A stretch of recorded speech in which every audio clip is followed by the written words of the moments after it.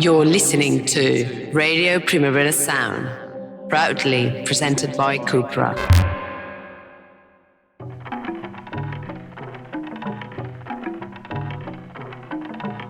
Hello and welcome to Line Noise once again. A very special interview for you this week. I know I say that a lot, but I very much believe it, in which we go deep, I've got to say, with Dominick Martin, who is better known as Calibre, one of the highest respected drum and bass producers, I would say, currently playing their trade.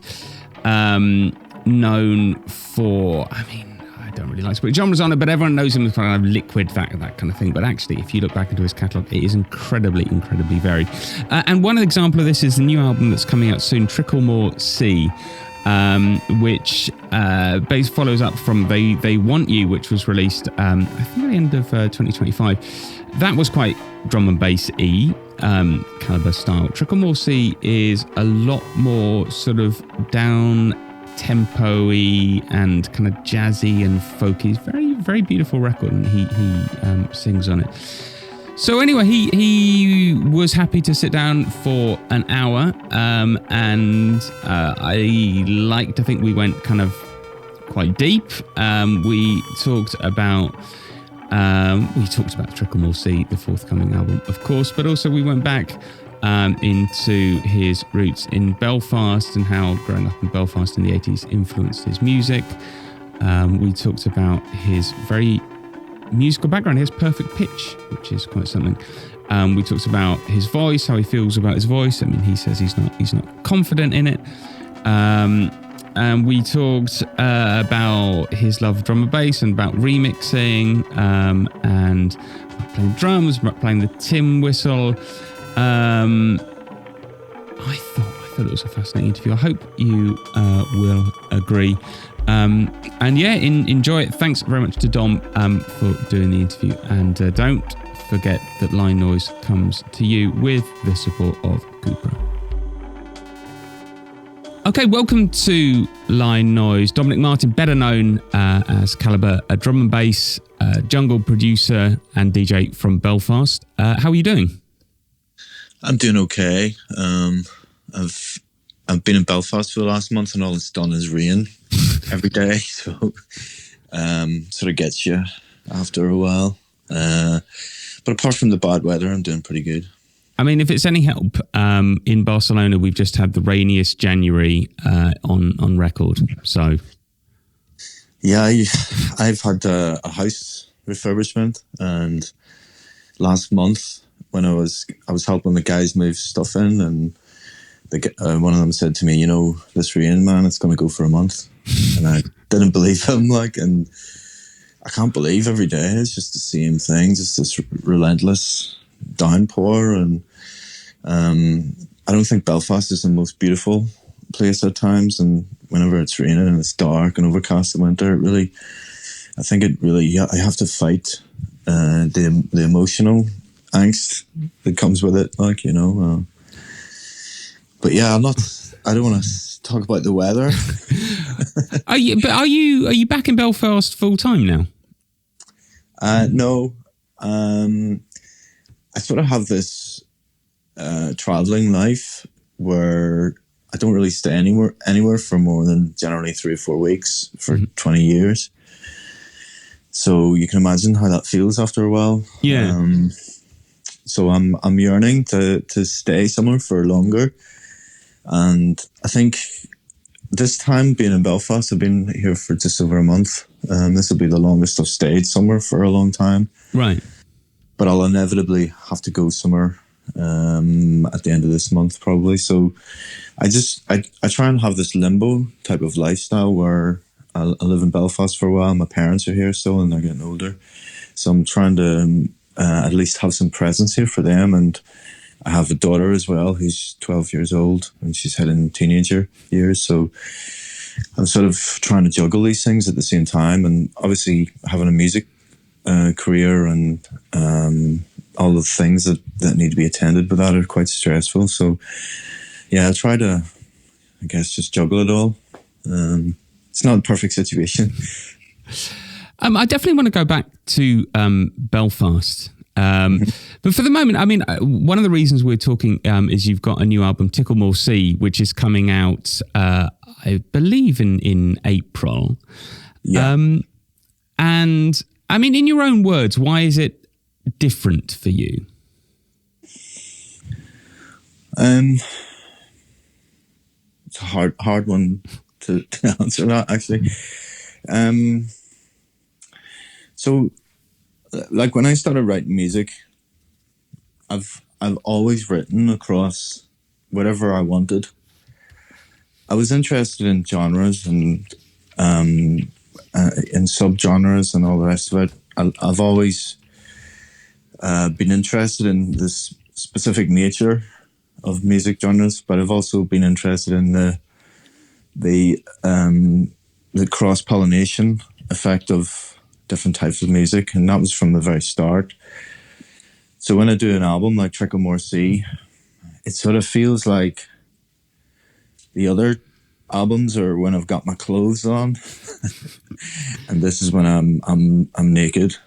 And I think when if you're being creative with things, then there's this shielding that goes on, or there's a revealing that goes on. And this album is like a revealing. It's the sort of work that I guess I don't have any boundaries with its melancholy, because in dance music, for instance, you have to acquire a pace and a flow to things. Just as a DJ, I like to have things to have a certain energy, and even with melancholy, it still has to roll a certain way.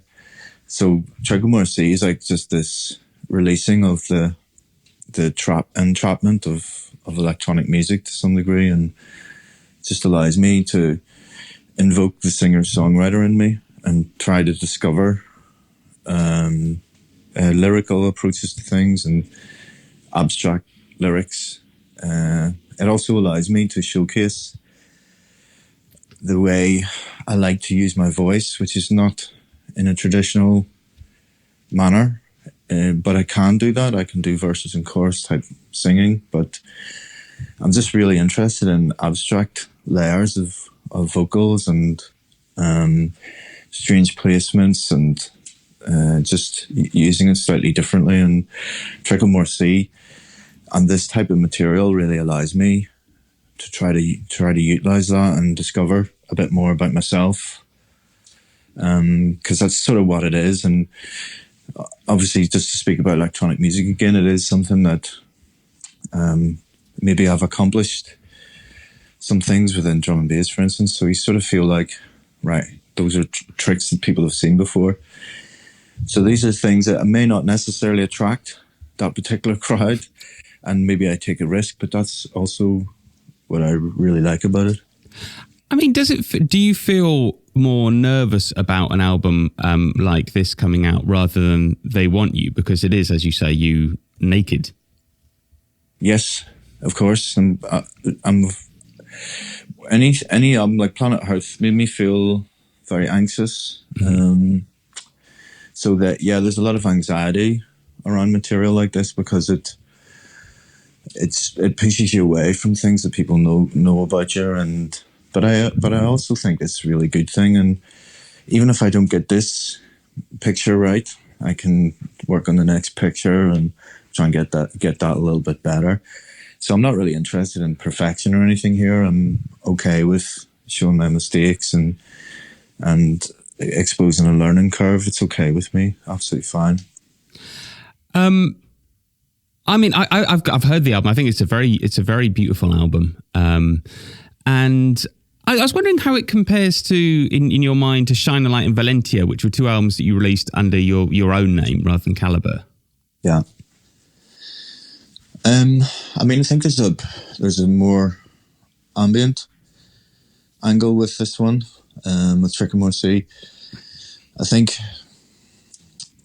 it needs to be explained as well that when I release albums, and across the board, from if it's drum and bass or 140 or this type of stuff, there's no quarantining of the contextual time applied to it.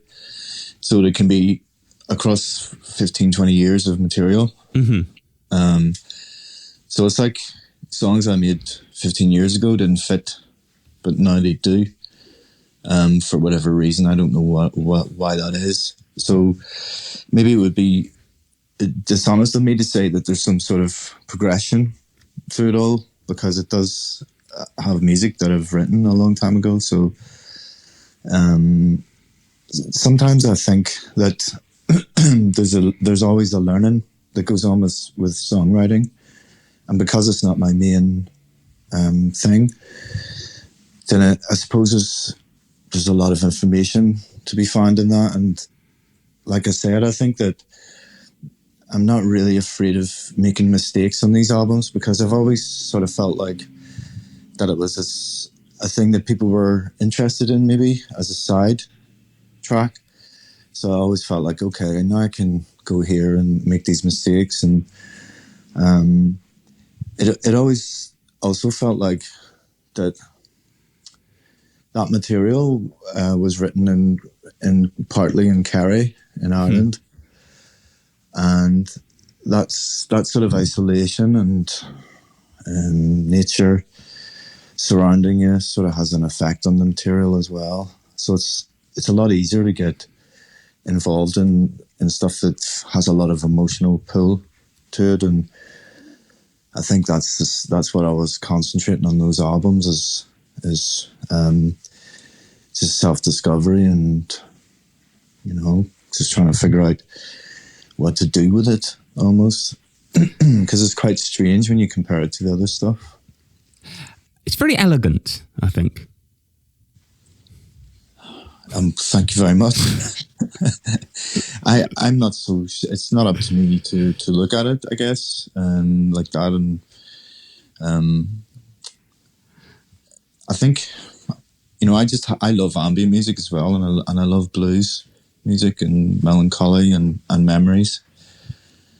And I think music that's dripping with this stuff is the stuff I'm really interested in. And I think whenever you do music like this as well, you don't have any real, like I say, a genre to fall into. It really does feel as if I've got I'm in the darkness and I'm just sort of searching for things that I can hold on to. And it creates this sort of strange emotional pull, which creates these type of albums. I'm really interested in that. Maybe this doesn't make sense as a question, but when you sit down to make music, I mean, obviously you make a lot of, you still make a lot of drum and bass, and something like Tricklemore Sea is very different. How do you, I mean, there comes a point where you have to sort of sit down and decide what BPM you're gonna write about, I would imagine, or you have to sort of start off with something that either is drum and bass or isn't, if that makes any sense. Yeah. Is that like a decision? Do you sit down and think, okay, I want to make some drum and bass, or is it just okay, today, and you just kind of feel what's coming? So I have no premeditation. Never have done, never will do. Every time I go in there, it's just whatever happen, and I don't have a particular need to go this way or that way. I don't really understand that, to be honest. I remember when I was in art college and I did these drawings. It's a bit similar, and I remember one of the tutors coming to me and saying, "Hey, what's this all about?" I don't know. It comes out of me like water from a tap, and it doesn't make sense to try to presuppose it. It just is there, and so something like that's there creatively. I don't really sit there and ask why.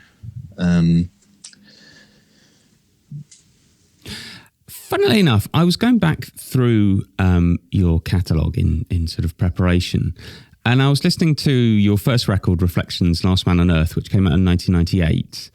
And Last Man on Earth reminds me a little bit of the music on Tricklemore Sea. Okay. I haven't heard that for a long time, so I'm trying to imagine. That I know there's one tune on one side of that has a Ry Cooder sample, and I made that track, but without a sequencer. Right. So I did all the drumming live and that. All the things are all played live. It's not actually done on a computer. Yeah.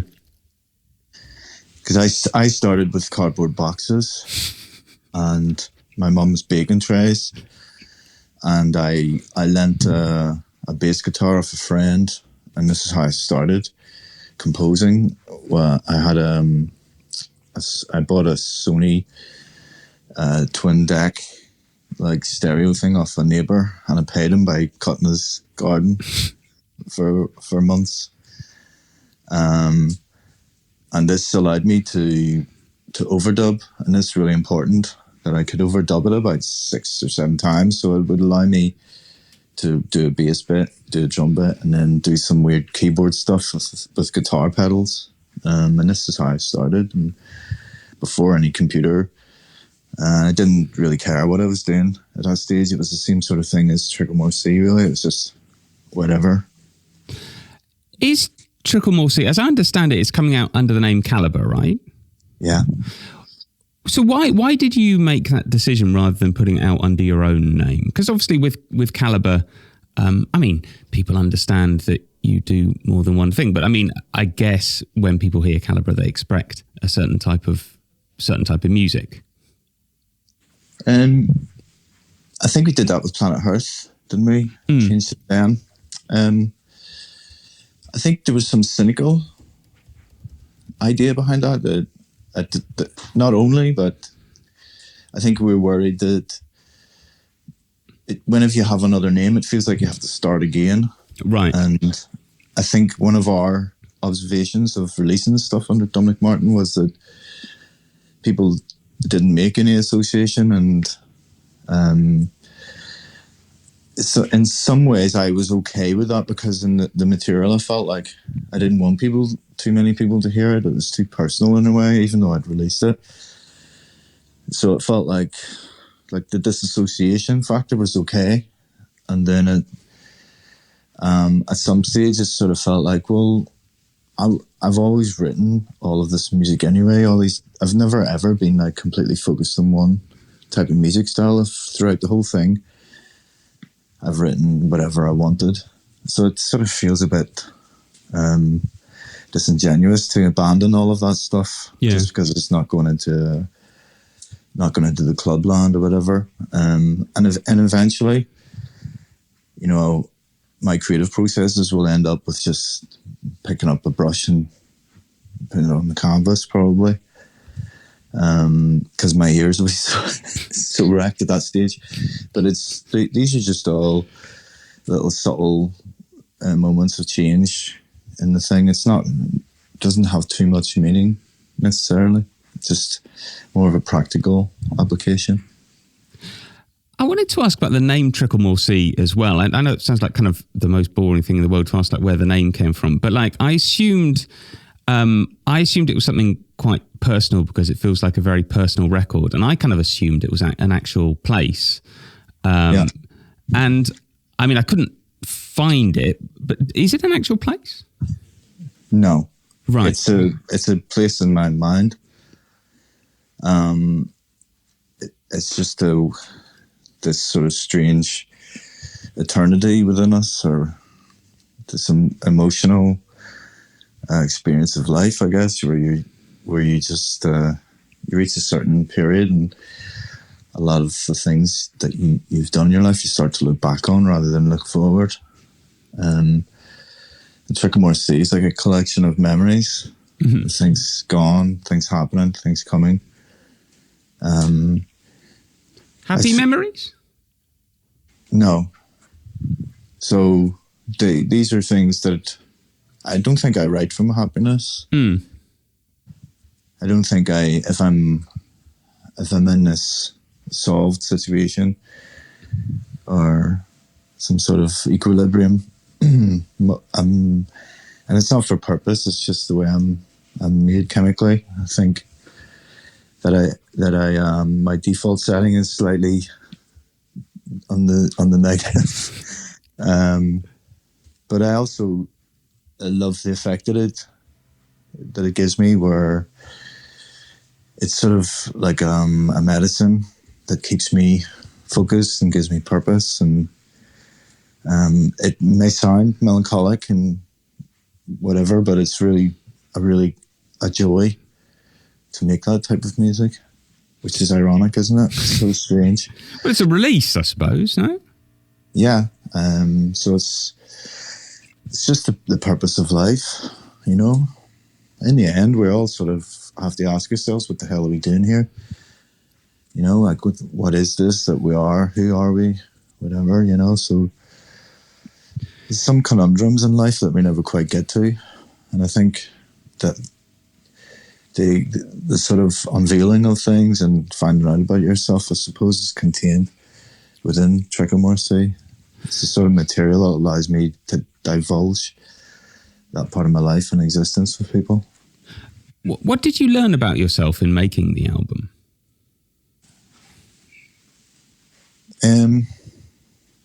It's more learning about what improvements can be made, things I didn't do correctly, things I did correctly, and things that I love, and confirmation and questions.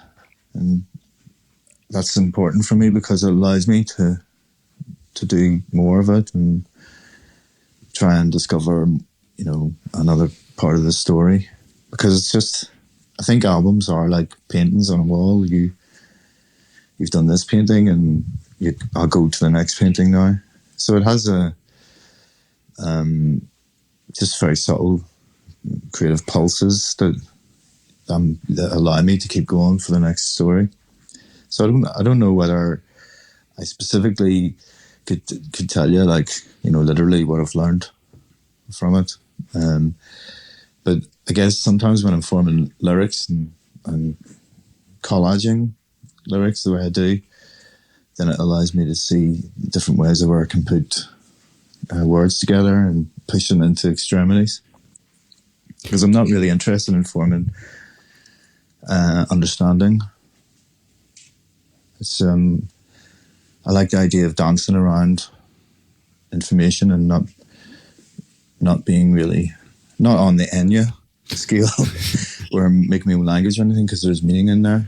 But it's only sometimes very small, subtle statements, and sometimes it's a direct song. And I like the ability to be able to flick between these things. I mean, is there a song on Tricklemore Sea that feels particularly personal, like it does have a particularly sort of personal message in it? Some things can be very abstract and some things can be very personal. Yeah. When I think about it now, like United Pool is just about the forging of the universe. It's just about what it says. It's something coming from nothing. You know, just a basic scientific observation. It's implied within, that's all. Other things can be about surveillance state. Other tunes are about, I guess, the non-repaired part of ourselves and how we can always look back and realise how we should have done something better or whatever.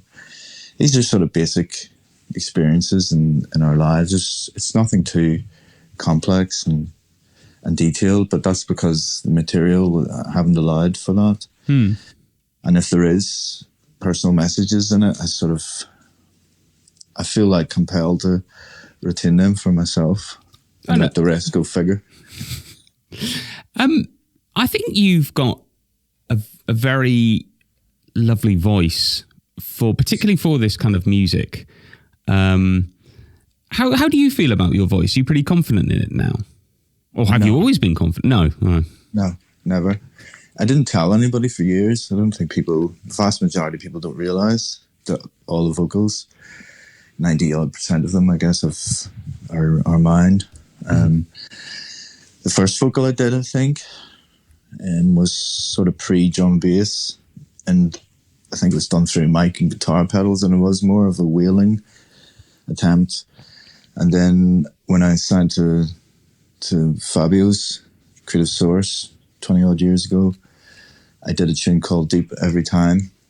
And that was played in Swerve, and Fabio told me that Everything But the Girl wanted to remix that. Wow. And Sarah Sandy called me about that and asked me, can you send the parts? And what had happened was I had been drunk in the studio, and I did the vocal, and I was really ashamed of it, and it destroyed it. And unfortunately, they wanted me to reenact the track, and that's just not going to happen. So that track exists in time, just as a recording there, and all the parts were destroyed. So early on, I've always had a bit of a problem with it, because I don't think I had a natural singing voice. I have to sort of conjure it up and just learn how to do it myself, and without any sort of audience. I think that's the worst thing I could imagine right now, but at some stage I would love to have the confidence to be able to do it live. But I think it's interesting. I mean, you say you're not confident in your vocals, but you've used them a lot. And that seems to me to be pretty brave. I mean, maybe you're not doing them live, but there must be moments where you're DJing and you're going to put on a song with your vocals or whatever, and it's going to play very loud to thousands of people. I mean, that takes confidence. Yeah. I don't know if it's confidence or just a blind willingness to just go with the humiliation of it all, or whatever happens with it. Because it's okay for people to dismiss it and not like it and all. Like, I'm totally cool with that. I've had people, I remember when I was doing it pretty early on, I played in Turnmills in London, which is gone now, I think. Yeah. And some guy was saying to me, I like your music, but I don't like your singing. So it's been made clear to me early on that I should be careful and whatever. But I persevered with it, and I think I'm at a stage with it now where I think it has a uniqueness to it. Yeah. And how I apply it is for me artistically, it's really interesting how I can wind it in there. And because, like I said, it's not so much a traditional, like, structured approach, it really allows me to have all types of things can be implied and done. And just as to contrast with what's going on at the moment with, artificial intelligence, whatever, then it means the more human and more honesty there, I think, goes a long way. No, totally. We talked a bit earlier about location, how that influences you. Apologies if you said this, but where was Tricklemore Sea recorded? Some of it was recorded in Kerry. Right. Some of it was recorded in Berlin. A lot of it was actually done in Berlin because I acquired a console that Michael Zahl had built. It's like a hand-built mixer, and I've just been trying to learn how to use it for the last few years. I'm not very technical, so I have to take a bit longer with these things, maybe. But yeah, I've been using that, so that has a lot to do with how the album actually sounds, which is a different approach than previously. Which it's very handy just to record vocal into a computer. And it means you can use oscillations and everything. Use all types of weird, deep approaches that I don't even know. It's a real mystery to me still. But the album was written on this console in Berlin, primarily. And you mentioned you've been in Belfast for the past month. Yeah. Have you been making, I know you've had house moves and things, but have you been making much music there as well? Nothing. Okay. In fact, this is the longest I've gone without going near a computer for maybe 20 odd years. It feels very strange, and I think I'm probably complete weirdo right now. That's what I feel like a bit. But do you? Just, No, sorry, go on. Something's lacking. There's something missing from the days, and it's that sort of stuff, you know. And I've had like a couple of DJ gigs, and that allows me to crack it open a little bit. But really, my natural position is to try and, you know, be doing work. But unfortunately, I have no gear here at the moment, and right. I just it's technical matters and labor type of stuff, like, which I quite like as well. There's an accomplishment factor to that, and I also think that I remember years ago being into Charles Bukowski, and Charles Bukowski is dodgy as he is these days, probably. But he used to always advise, take 2 weeks away from whatever you're doing. Don't do anything. Stare at a wall, whatever it is. Just don't do the thing that you're doing. So these type of gaps to me are like sort of learning centers and accumulation of annoying feelings and emotions to get rid of. So I'm really looking forward now to writing again. I'm actually going to look at a piano today. Oh, nice. Yeah. So my idea is to start the singer-songwriting, to go through a phase of that here in Belfast, and I can just record, and my neighbours are absolutely cool. So I've never been to Belfast. What was it like to grow up in the 1980s? Was there like music all around you? No, it was a desolate, dark, miserable place. Full of trauma and horror. I knew people that were involved in it, and yeah, I had my fair share of experiences from it, and I think all of us from that time period are all traumatized from it, and nobody ever really tried to talk to us or help us. I don't think. It was just get on with it, and I think like I said, I think there's a whole populace out there that whenever you start talking to them, and if you come from that period, people's eyes start glazing over and that look into the distance appears, and that's what it is. It's reaching back into trauma. So, I mean, it surprises me in a way that your first records, I mean, the first records of yours I've heard, because you did many things before that kind of weren't released, but like they sounded to me, I mean, you could maybe have expected them with what you've said to be like really, really dark, heavy kind of tech step, Bad Company, you know, that kind of thing. But they weren't. I mean, was there something in the sort of lightness of some kinds of drum and bass that attracted you? Well, I first, I mean, just to talk about electronic music, I started listening to music from Detroit. Yeah. That was the stuff that I really loved. And the reason why I loved it was because it had a melodic hook, and it had a soul to it. The black music and the value of its roots really, really has this beautiful attractive element to it, and it's again music with memories or something. And when I was going to raves before I was even making drum bass, that was the stuff I really loved.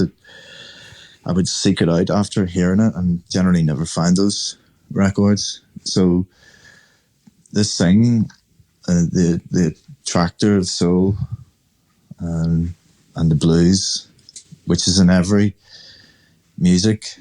I remember a folk singer from the 70s had that tune, Blues Rules the Game. Oh, yeah. So that's what I feel it starts off before any of the, you know, the sort of deeper sounds and drum and bass appeared. I was already sort of there with that sort of thing. Like, I think Black Secret Technology is a really underrated album, and I think it's a really beautiful version of that thing where it's not trying to like bliss you out, but it's giving you bliss. and it's showing you like beauty, and that's that's for me the embodiment of these early phases of electronic music, is that there's more expression of the soul and less processes. And I think that's a thing I've always tried to retain that throughout the work that I've done over the years. And maybe it's more primitive, but I think it's more honest, and there's more of me in the work as a consequence of that. Did your parents have a big record collection, for example? My dad had an unmodest collection. For one, he didn't make too much money, so I don't think he could afford the sort of collections that I have today. I mean, I have, God knows, maybe 20,000 records. I'm a massive vinyl collector, and it's one of the luxuries that having a career in music's given me, really. But my parents were interested in music, from an early age. But it was my brother, Chris, my older brother, Chris, who just seemed to acquire knowledge of music. I don't know from where. And he's still like this today, where I could go into a record store and I could literally ask him about anything, and he knows about it. And it's a mystery to me how the hell he knows this stuff, but he seems to. But my father was more, he did a 9-to-5 job, and I think music culture from the 60s and 70s was really evident. And that's a different thing, it's sort of more of a mainstream vinyl culture that doesn't exist anymore. Yeah. Well, I always sort of, a lot of the music I picked up on early on was literally from my parents' record collection, because it was there. And I kind of like wonder about my kids, because, most of my music collection is just, MP3s on a hard drive, and it's not there, if you see what I mean. Like they can't just pick it out and put it on and have a listen. And I sort of wonder if that means it's not going to get passed down in the same way. No, it won't. Things have changed now, and everything is going to be different. That's just the way it is. I think there was a period where it stays the same, and then it starts to change, and then it changes very quickly. And I think we're in that place right now. Like my daughter, although she's got some interest in what I do, her musical background comes from computer games. Right. So kids in a generation now for a long time have their musical introduction is soundtracks to whatever dopamine experience they're having. So the experience itself is completely different. Maybe there's some devaluation going on. Maybe there's the lack of artistry involved, and maybe the lack of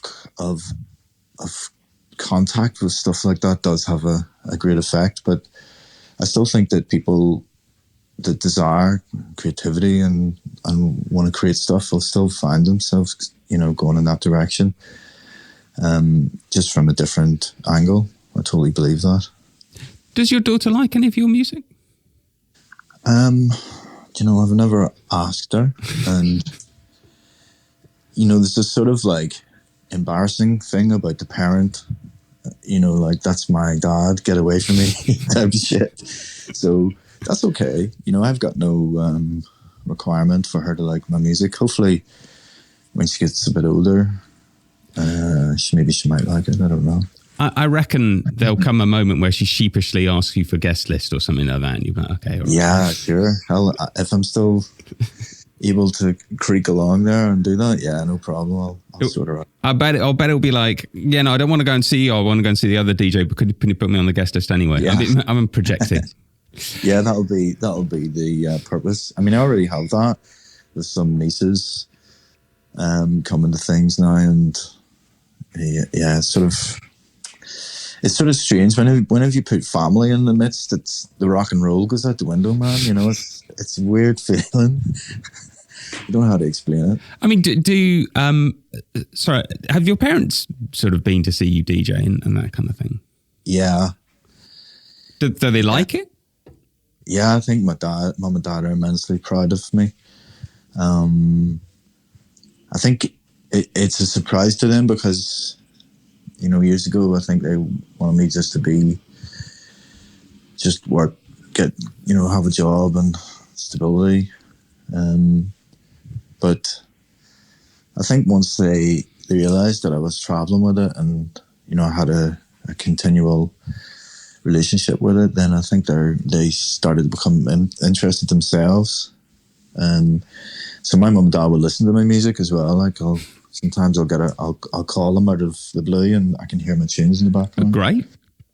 Yeah. So I've made enough music, I guess, where they can sift through some stuff. But like, yeah, I mean, it's a strange thing.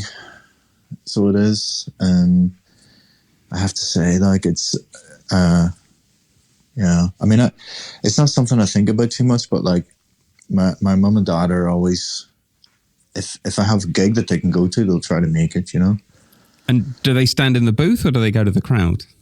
They'll do a bit of both, I guess. I'd love to see your parents at a gig. That'd be amazing.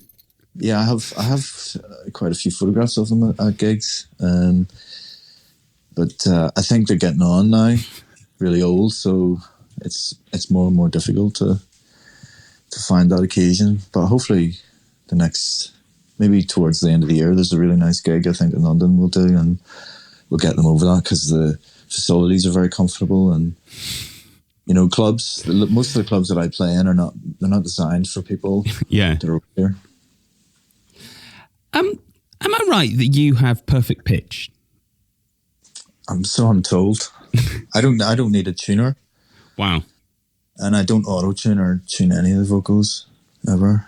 When I was learning violin, I was taught by a guy called William Bell, and William Bell was in a bomb attack in the Arrigal bar in the 70s, and he was a violinist that played for the Ulster Orchestra.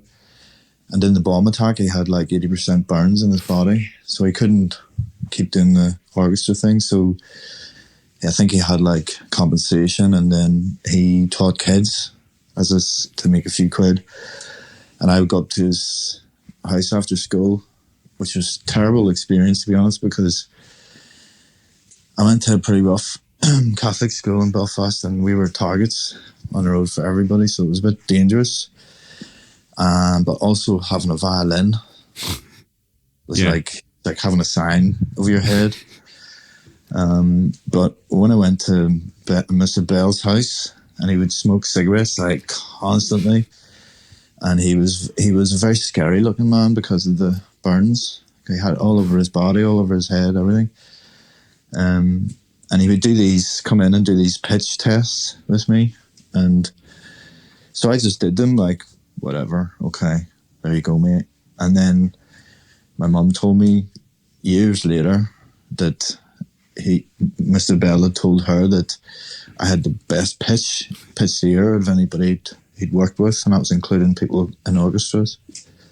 It's amazing. So I just use it as a practical thing for me to use, and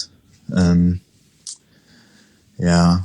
To be honest, I don't really understand it, but it's like if you tell me to tune something in, I'll do it. I mean, it's probably if you've always had it, there's kind of nothing really to understand. It's like, I don't know, I don't really understand why I can see stuff, because I can, if you see what I mean. Yeah, it's true.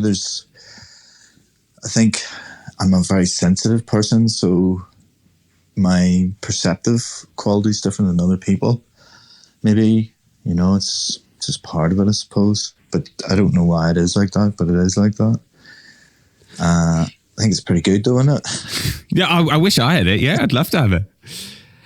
I find it really interesting with dance music, with electronic music, because some of people who've made great dance music, electronic music, know a lot about music, like yourself, and have big musical ability. And some of the people who have made great dance music kind of know almost nothing about, music theory or whatever. They can't play any instruments or anything like that, and they still make absolutely brilliant music, kind of instinctively. Like, was there ever a moment where you felt like you almost knew too much about music, or has it always helped you? I mean, in terms of making dance music, basically. I have to be honest with you and tell you that I don't think I know that much about anything. be honest. Even like the way I'm writing, if somebody comes in to try and learn from me, we're gonna be in trouble. Because I just snatch it out of the ether. Right. I don't understand it. Because I always thought it was normal. I didn't think there was anything different in it or anything special about it. So I've never really considered myself any hot shit or anything like that. I just thought that that's what everybody did. And there's a lot of people that can do it for sure as well. Yeah. Can write prolifically and make a lot of stuff and whatever. But it's hard to compare yourself with this, with other things, because I don't really know myself, you know, like I don't even know myself. So I don't get too big-headed about it. And I'm pretty humble about the information and what I know about, you know, I know about, if I hear a drum rhythm, because I can play the drums pretty good, I can completely break down the rhythm. I know where the stick's hitting, you know, I know how it hits before and after the beat and the subtleties involved. My brain can immediately take it apart. If I hear a sound, I can see pictures of how tunes are forming. It's hard for me to explain how I can see pictures of music, but that's what happens. And I can have a multitude of tunes at the same time. Like when I was younger, before I would fall asleep, I would go through listening sessions just in my head of tunes that I can hear and just fully formed things. It's like as if they already exist somewhere else and I'm just privy to it. It's kind of like, I think Brian Wilson, the same kind of thing, you know, he would just be sort of going to sleep and a song would pop into his head, but not like a melody, but an actual song, fully formed, you know, arrangements. Yeah, it's weird as shit, man, but it's there. I don't know how I can prove it to you. I believe you. I mean, I wish I had the same thing, but you know, I don't. How important is it for you to go back to Belfast? Because you know you've lived in lots of different places in Berlin. You have quite a nomadic lifestyle, but do you feel like centred going back there?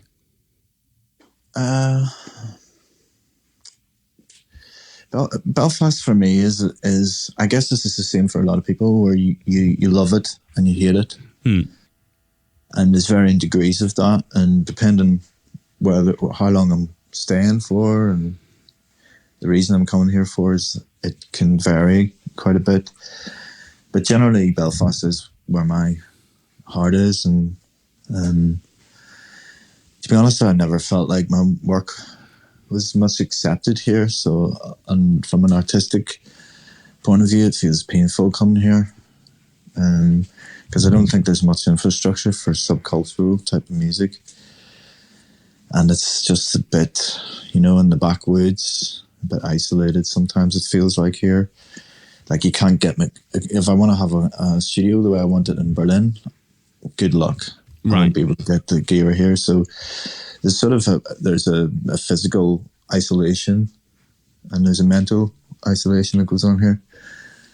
So it's a place of, like, Northern Ireland's really beautiful, but you know, people in extreme ideologies still make it a pain in the arse for everybody.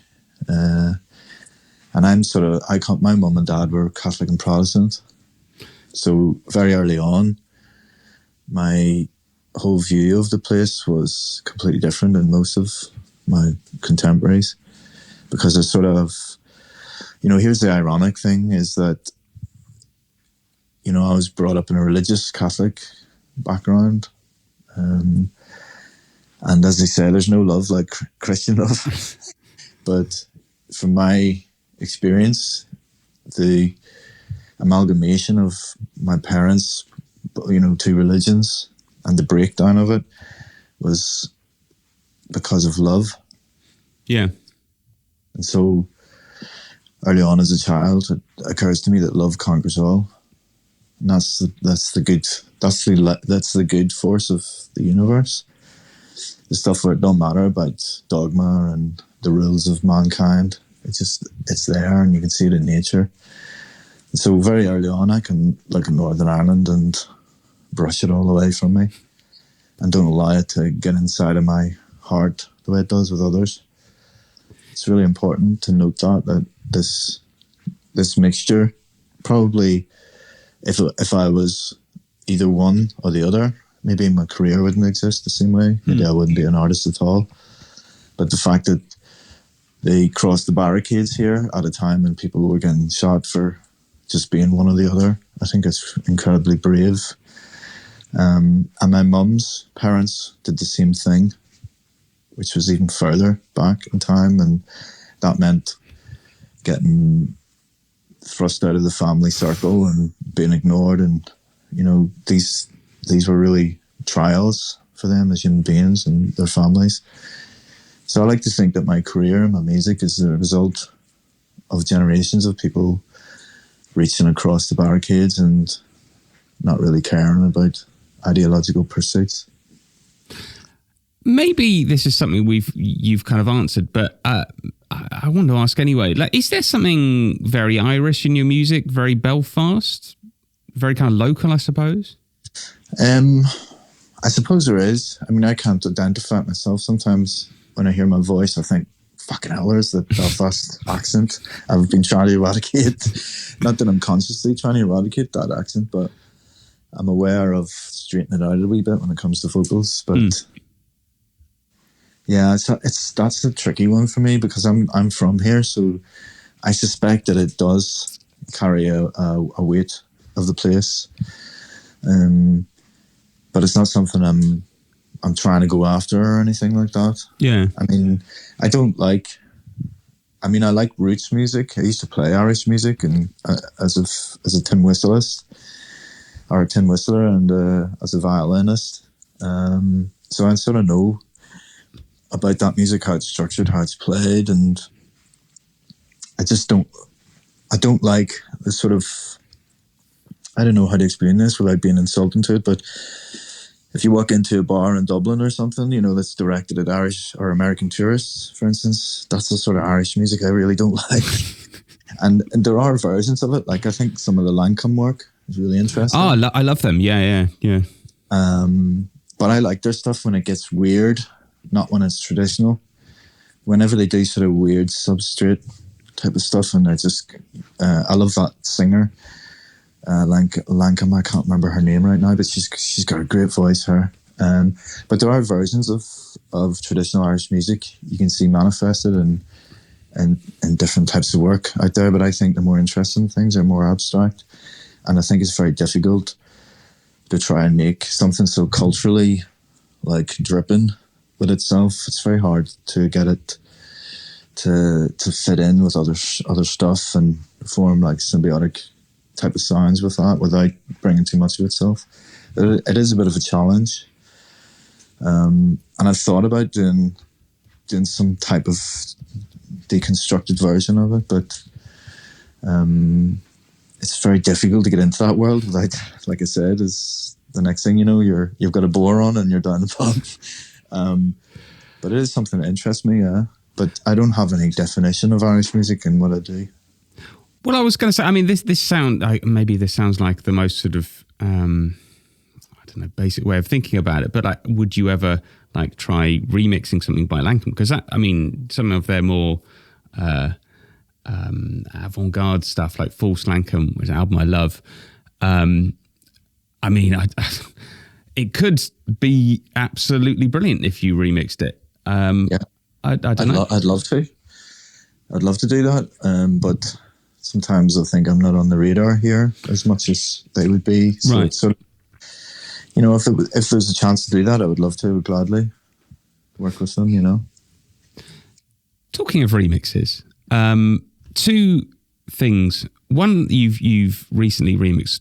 One that has just come out, which is your remix of Brooklyn Funk Essentials' "Take the L Train." That is absolutely beautiful. And there's also a remix of Summer Orchestra, which is coming out April, maybe. You remixed their song Chopin. I mean, how did you, for example, Summer Orchestra, how did you feel about remixing something like that, because they are, Sun Ra is such a revered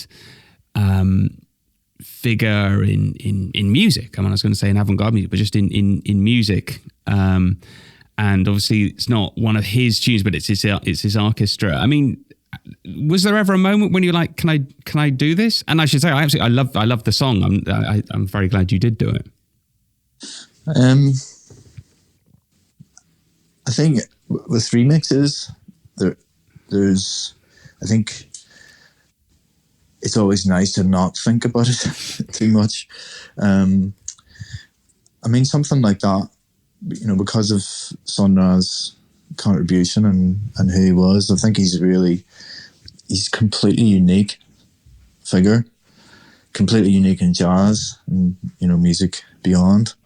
So there is a lot of daunting type of reputation to work with there, but it's music in the end. And I think Sun Ra is coming from this sort of independent state, which is a pure sort of creative position, I think, as you can get within the music industry. Because the music industry, I think, is one of the reasons why Sun Ra was the way it was too. Yeah, it's the industry itself. So it's whenever you do remixes. I mean, I guess I've done a lot of remixes over the years, so maybe my sensitivity is a little dulled when it comes to that sort of stuff. But obviously, whenever I get asked to do that was a long approach, that remix, and the people behind it are really lovely people, and we spoke for quite a while before choosing the tracks and whatever. It was quite a delicate and sensitive project to do that. And I actually did 4 different versions. Yeah, there's 2 on the album, aren't there? I think the remix and the ambient remix. Yeah, there's a couple of others as well that I could probably DJ and play those things in the future. It's just a little exclusives or whatever. But yeah, whenever I do remixes, I tend to do a lot of different versions. Yeah. So it's sort of like a natural byproduct of doing a remix. But I love doing remixes as well, because it's nice to just get something that's just there and you can just move it around, or because immediately I have a conceptual idea of something. I don't have to hear something for too long. I can just hear a couple of seconds and then I'm in. Yeah. But are there some things you listen? Is that kind of with almost everything you are asked to remix, or are there some things like you get asked to remix it and you just like, I can't see what I can do? No, because I think everything could be remixed. You might not necessarily get a brilliant remix, but everything can be remixed for sure. You've been really generous with your time, and I don't want to keep you from going to buy a piano, but I just wanted to ask one more thing about your relationship with drum and bass, because you've been making it for 30 years now, possibly more. I was wondering if you'd ever had a moment where you'd kind of fallen a bit out of love with it, or if it's ever, or not, or if it's just always been something you've loved. Well, if you believe me or not, I don't really have too much cultural attachment to it. So it's more of it's just a basic tempo. Right. That's how I look at all these things. They're all just driven by time signatures. So I'm able to just completely detach from it. And it doesn't, because for me, music can be really, really frivolous, or it can be extremely deep and full of exploration and everything in between.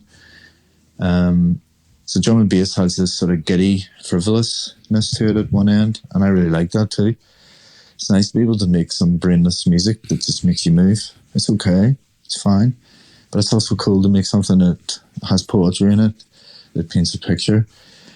And you can also do that with drum and bass too. So it's all very variable and switchable. And drum and bass is just something I know, really comfortable working with it.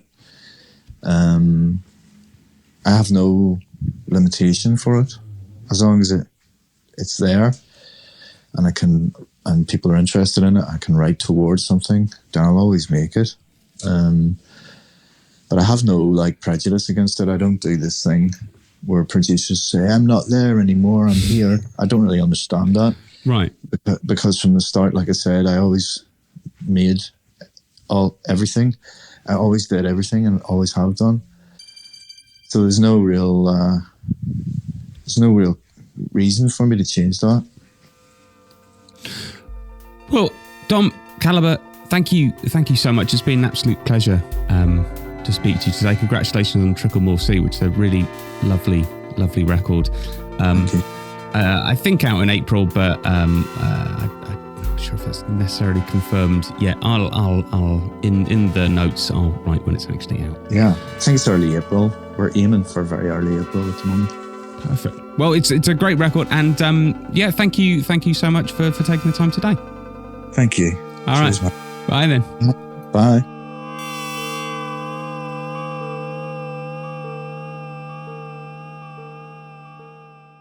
You're listening to Radio Primavera Sound, proudly presented by Cupra.